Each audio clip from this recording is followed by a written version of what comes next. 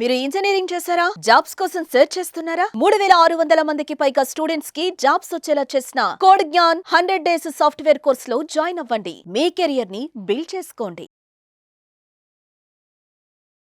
నమస్కారం అలాగరి రవీంద్రనాథ్ గారు. నమస్తే అండి శ్రీ గారు. సార్, చాలా మందికి కూడా అప్పు ఎవరికి ఇచ్చినా కూడా లేదు తీసుకున్న వాళ్ళైనా కూడా అప్పు డబ్బు రావడానికి రకరకాల ప్రయత్నాలు చేసినప్పటికీ తిరిగి రాకపోయేసరికి కోర్టుని ఆశ్రయిస్తే ఆ కోర్టులో కూడా ఎక్కువ టైం పట్టేసరికి చాలా సమస్యలు అయితే ఎదుర్కోవడం మనం చూస్తున్నాం. అలా కాకుండా కోర్టులో మనం ఒక్కసారి లీగల్గా అప్రోచ్ అయితే ఆ ప్రాసెస్ తొందరగా కంప్లీట్ అయ్యే అవకాశం ఏమైనా ఉందంటారా సార్? అప్పు ఇచ్చి ఏదో అవసరం నిమిత్తం అయ్యో తెలిసిన వాళ్ళే కదా, దగ్గర వాళ్ళే కదా, ఆర్థిక ఇబ్బందుల్లో ఉన్నారని అని చెప్పి ఏదైనా కాస్త సహాయం చేస్తే ఇంకా తీసుకున్న తర్వాత అమౌంట్ తిరిగి ఇవ్వడానికి అనేక రకాలుగా ఇబ్బందులు పెడుతూ రోజులు, నెలలు, సంవత్సరాలు గడుస్తున్న ఆ అమౌంట్ తిరిగి చాలా మానసిక గురైనటువంటి వాళ్ళు చాలామంది వందల వేల సంఖ్యలో ఉంటారు మన చుట్టూ ఉన్నటువంటి ప్రపంచంలో.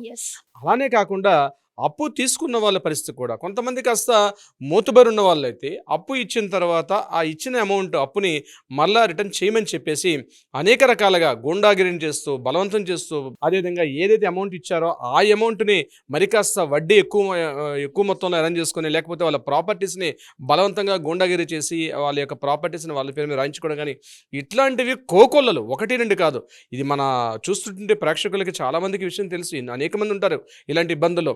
అంతేకాకుండా బ్యాంకుల్లో ఏదైనా లోన్స్ తీసుకొని క్రెడిట్ కార్డ్స్ తీసుకొని ఆ రూట్స్ ఆ డెట్స్ని క్లియర్ చేయలేక అప్పులు చేయలేక ఆ బ్యాంక్ వాళ్ళకి కంటిన్యూ కాల్ చేస్తూ ఆ అమౌంట్స్ కడతారా చస్తారని చెప్పి పీకల మీద కూర్చొని ఇంటి ముందు వచ్చి కూర్చొని మన చుట్టూ మన బంధువుల ముందర మన స్నేహితుల దగ్గర మన పరువును తీస్తే ఆ ఫోన్స్ లిఫ్ట్ చేయలేక ఆ ఫోన్ స్విచ్ ఆఫ్ చేసుకొని అనేక రకాల ఇబ్బందులు పడుతున్న వాళ్ళు ఈ రుణదాతలు రుణగ్రహీతలు నేను చెప్తున్నాను అనేక రకాల ఇబ్బందులు గురవుతున్నారు. అయితే సరేనని చెప్పి ఏదైనా కోర్టును ఆశ్రయిస్తే ఇక అక్కడ నుంచి కోర్టులో మొదలైన తంతు సంవత్సరాలు నెలలు గడుస్తున్నా దానికి శుద్ధి తీర్పు కోసం రాక ఇచ్చేవాళ్ళేమో తప్పించుకొని తీసుకున్న వాళ్ళు అవి కోర్టులో పడేశారు కదా అన్నటువంటి ఒక ధీమాతోటి సంవత్సరాల తరబడి ఈ సత్వర న్యాయం లేకుండా అనేక రకాలుగా ఇబ్బంది పడుతున్న వాళ్ళకి ఒక మంచి పరిహారం అయితే ఉంది, ఒక పరిష్కారం అయితే ఉంది. అది కూడా కోర్టు పరంగా పరిష్కారం చెప్తున్నాను.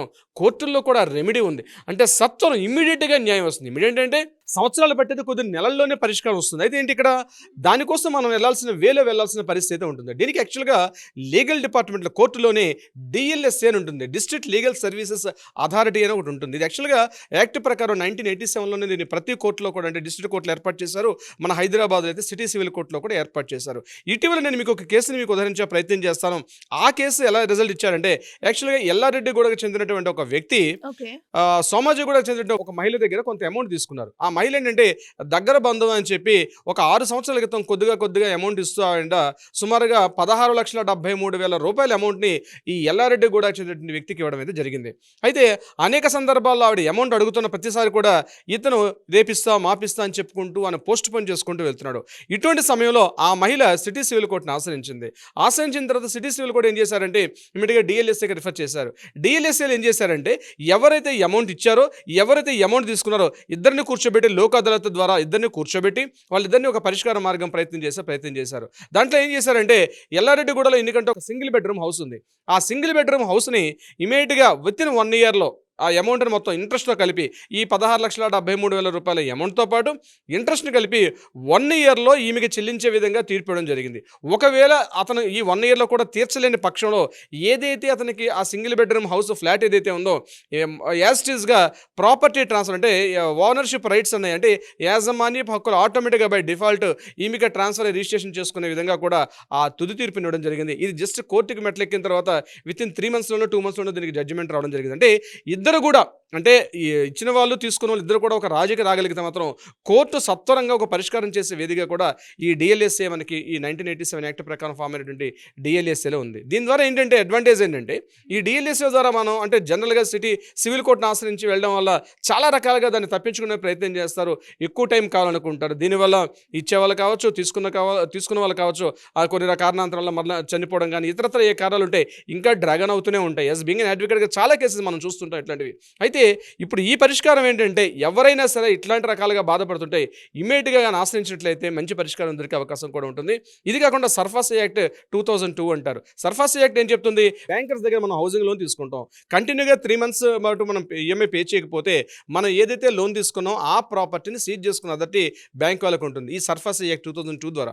అటువంటి సందర్భాల్లో కూడా ఇమీడియట్గా డిఎల్ఎస్ఏకి మనం ఆశ్రయించినట్లయితే డిఆర్టీ అంటారు యాక్చువల్గా, అంటే డెట్ రికవరీ ట్రిబ్యునల్. దీనికి యాక్చువల్గా ఇది ఒక కోర్ట్స్ ఉంటాయి, డిఆర్టీ కోర్ట్స్ వేరే ఉంటాయి. ఆ డిఆర్టీ కోర్టుల ద్వారా ఏంటంటే అటు వాళ్ళకి మానసికంగా బాధ పెట్టకుండా, ముఖ్యంగా ఈ ఏజెంట్లు కానీ అదేవిధంగా రికవరీ ఏజెంట్లు గుండాగిరి చేసుకుంటూ ఇంటి ముందుకు వచ్చి ఈ గొడవలు చేసే విధానంలో కూడా కొంత వీళ్ళకి వెసులుబాటు, అంటే టోటల్గా రికవరీ అని చెప్పను కానీ కొంత వెసులుబాటు, కొంత అంటే మానసికంగా ఆ వేదన ఉంటుంది మనకి. ఖచ్చితంగా అప్పు మనం తీసుకునే సందర్భంలో ఆ అప్పు ఇంటేంలు ఇవ్వకపోతుంటే ఉద్యోగం పోవడం కావచ్చు, లేకపోతే వ్యాపారంలో నష్టం రావడం కావచ్చు, ఇతరత్ర అమ్మాయి పెళ్లిలో లేకపోతే సిస్టర్ పేరు ఏవో సమ్ ఫ్యామిలీ డిస్టర్బెన్స్ ఆ టైంలో పేమెంట్ ఇన్ టైంలో పేమెంట్ చేయకపోవడం వల్ల ఆ మానసిక ఆ వేదన పడే బాధ ఉంటుందండి. అది చెప్పుకోలేని బాధన, బయటికి రావాలంటే భయం, కలిసి వెళ్ళాడు. ఇది ఏంటంటే కొన్నాళ్ళకి డిప్రెషన్ దారితీసి ఆ వ్యక్తి సూసైడ్కో ఇతరత్ర మార్గాలకు కూడా దారితీసే విధంగా ఉంటుంది. గుర్తుపెట్టుకోండి ఫ్రెండ్స్, ఎవరైనా సరే అప్పు తీసుకొని అప్పు తీర్చలేని పక్షంలో మేము సూసైడ్ చేసుకొని చచ్చిపోతాం అని చెప్పి ఆ ప్రయత్నాలు చేస్తే అది ఆగిపోదు.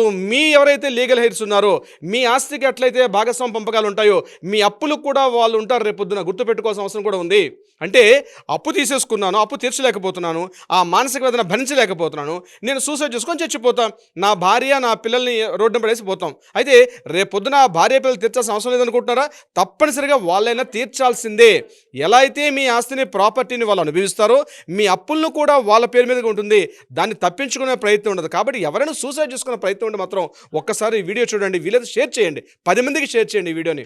ఎందుకంటే తప్పించుకునే ప్రయత్నం అయితే ఉండదు, దానికి పరిష్కారం ఆలోచించుకోవాలి. అంతే తప్పించి తప్పించుకొని వెళ్ళిపోతే ఈరోజు కాకపోతే మీ పిల్లలు తీసుకోవాల్సింది, మీ కొడుకో మీ కూతురో చదువు, మీరు ఇంతసేపు కష్టపడి మీ పిల్లల్ని చదువులు కావచ్చు, లేకపోతే పెళ్ళిళ్ళు కావచ్చు, వాళ్ళ మీద కూడా ఆ భారం పడుతుంది.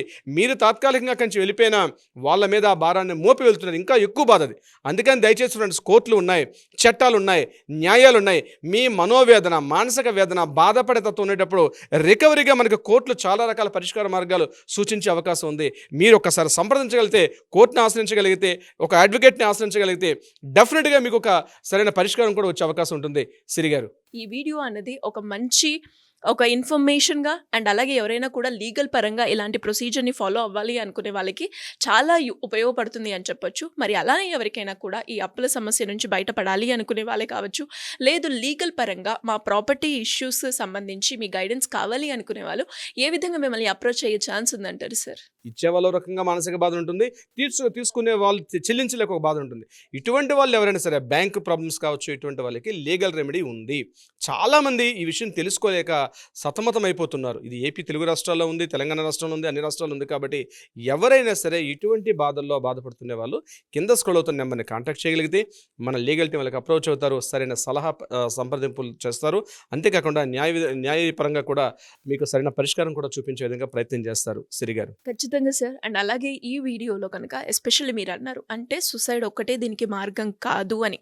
సుసైడ్ చేసుకున్నంత వరకు వాళ్ళకి రిలీఫ్ ఉంటుంది, కానీ వాళ్ళ బాధ్యత వాళ్ళ ఫ్యామిలీ మెంబర్స్ అందరి మీద కూడా ఈ అప్పు ప్రభావం అయితే పడుతుంది అన్నది ఈ వీడియో చూసిన ప్రతి ఒక్కరు కూడా గుర్తించాల్సిన అవసరం ఉంది. అండ్ కుదిరితే ఈ వీడియో వీలైనంత వరకు అయితే షేర్ చేయండి. అప్పుల నుంచి ఎవరైతే బాధపడుతున్నారో వాళ్ళకి ఇది ఒక లీగల్ రెమెడీ ఉంది అని తెలియడానికే ఈ వీడియో ప్రయత్నం అనమాట. Anyways, thank you sir, thank you so much. Thank you so much Siri garu. Suman టీవీలో మీ పర్సనల్ అండ్ బిజినెస్ ప్రమోషన్స్ కోసం కింది నెంబర్కి కాంటాక్ట్ చేయండి.